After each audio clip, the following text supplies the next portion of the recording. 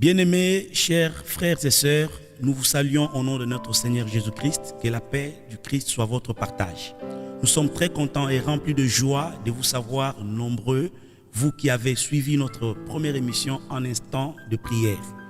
Aujourd'hui, nous sommes encore revenus vers vous avec un message du Seigneur qui a pour thème « Comment faire pour réaliser que ce que Dieu fait pour nous est toujours bon, quand bien même les choses semblent être négatives. » Mais permettez-moi de vous rappeler que le chrétien, dans sa marche, le plus souvent ignore que ce que Dieu fait dans sa vie n'est autre que sa stricte volonté. Mais je voudrais aussi rappeler que la volonté de Dieu ne rencontre pas toujours l'attente des chrétiens que nous sommes. Et le plus souvent, ça va à l'encontre de ce que nous voulons. Et lorsque nous remarquons cela, ça crée en nous le doute, l'incrédulité et par moments, nous faisons même naufrage par rapport à la foi. Mais aujourd'hui, j'ai deux clés que je vais te donner qui vont permettre à ce que nous ayons en tout cas la compréhension de ce que Dieu fait dans nos vies. Mais la question que nous pouvons nous poser, c'est que comment faire pour réaliser que ce que Dieu fait dans nos vies est bon pour nous, quand bien même les choses semblent aller dans la négativité. La première clé, c'est de faire toujours confiance en la parole de Dieu. Ça, c'est la première clé. Parce que la parole de Dieu est le moyen par excellence que Dieu nous fait comprendre ses pensées. C'est dans les pensées de Dieu que nous pouvons comprendre et savoir ce qu'il fait dans nos vies. Et lorsque nous lisons dans le livre d'Ecclésiaste, le sage nous dit quelque chose de très important. Permettez-moi de lire ce passage dans le livre d'Ecclésiaste chapitre 3, verset 11. La Bible dit ceci: « Il fait toutes choses belles au moment voulu. Il a même mis dans le cœur la pensée de l'éternité, même si l'homme ne peut pas comprendre l'œuvre que Dieu accomplit du début à la fin. » Parole du Seigneur. Et nous comprenons par cette parole que Dieu fait toutes choses bonnes en son temps. C'est-à-dire que tout ce que Dieu fait dans nos vies, que cela rencontre nos attentes, que cela soit contraire à ce que nous voulons, une chose est vraie, et oui, c'est vrai, ce que Dieu fait pour nous est bon. Ça peut sembler être contradictoire à nos besoins, à nos projections. Ça, ce n'est que notre chair, ce n'est que notre pensée humaine. Mais ce que Dieu fait est correct et cela est bien pour nous. Vous avez vu que le psalmiste ou encore le sage, l'Ecclésiaste nous dit quelque chose de très important. Il dit que l'homme ne maîtrise pas, l'homme ne connaît pas les pensées de Dieu du début à la fin. Le début peut être compliqué, mais la fin peut être en tout cas bon pour nous. C'est ainsi que nous devons toujours considérer ce que Dieu parle et ce que Dieu fait afin que nous puissions réaliser et comprendre ce qu'il fait. Est-ce bon pour nous ou ce n'est pas bon pour nous? Comme nous l'avons vu, ce que Dieu fait est toujours bon. Romains chapitre 8 verset 28 nous dit: « Toutes choses concourent au bien de ceux qui aiment Dieu. » Et on n'a pas choisi une catégorie de choses. Non, on a dit toutes choses. C'est-à-dire que tout ce que Dieu fait, tout ce qui nous arrive, tout ce que nous voyons, que nous vivons, que ce soit positif ou négatif, cela est bon pour nous. Car Dieu nous permet de rencontrer cela pour notre propre bien. Et la deuxième clé, c'est d'ailleurs mon coup de cœur, c'est que il faut toujours considérer les échecs comme une opportunité que Dieu nous offre pour nous améliorer. Ça, c'est très important. Et je vais vous raconter une histoire passionnante qui se trouve dans le livre de Juges, chapitre 19, 20 et puis 21, les 3 chapitres.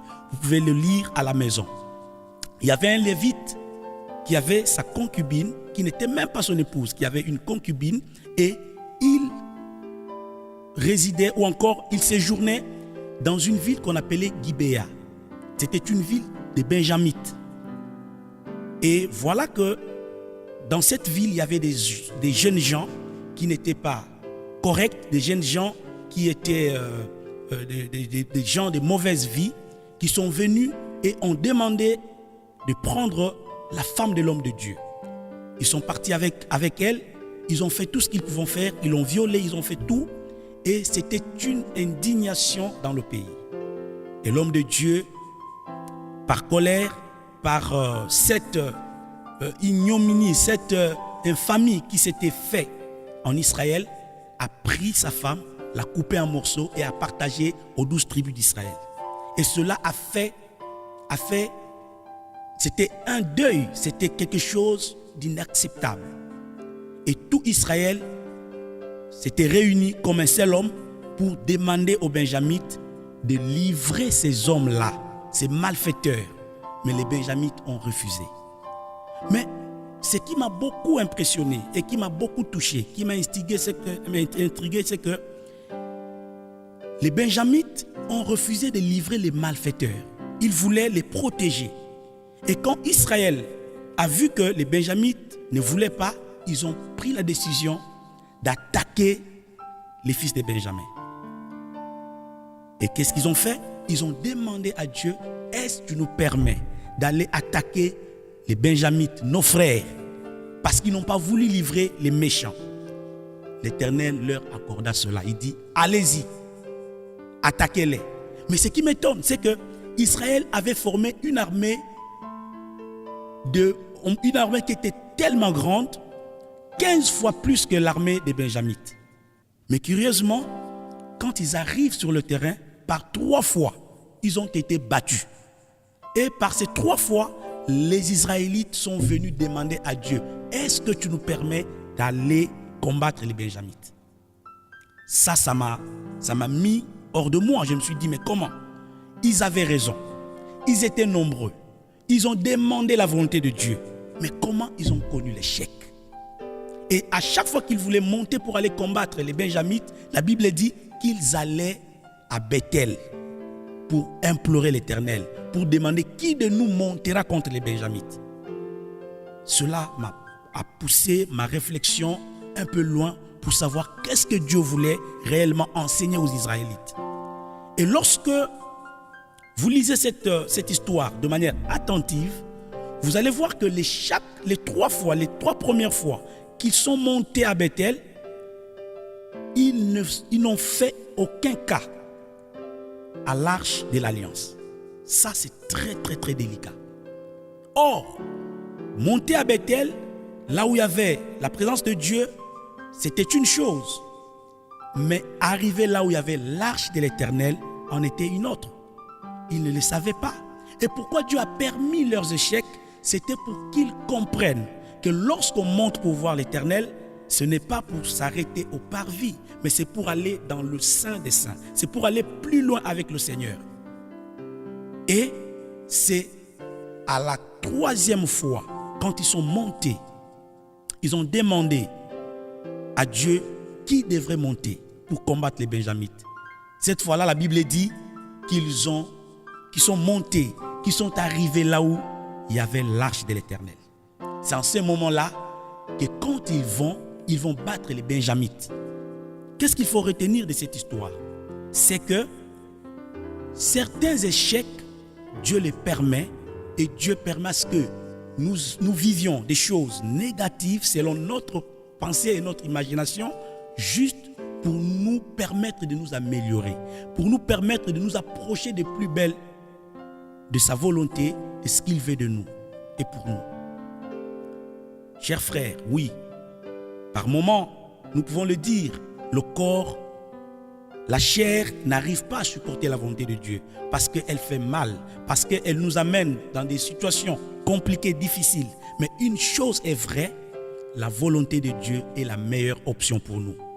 J'entends quelqu'un dire Amen. Et je sais une chose, que depuis longtemps, tu as vécu des échecs, tu as vécu des choses compliquées qui ne te permettaient pas de faire confiance en Dieu.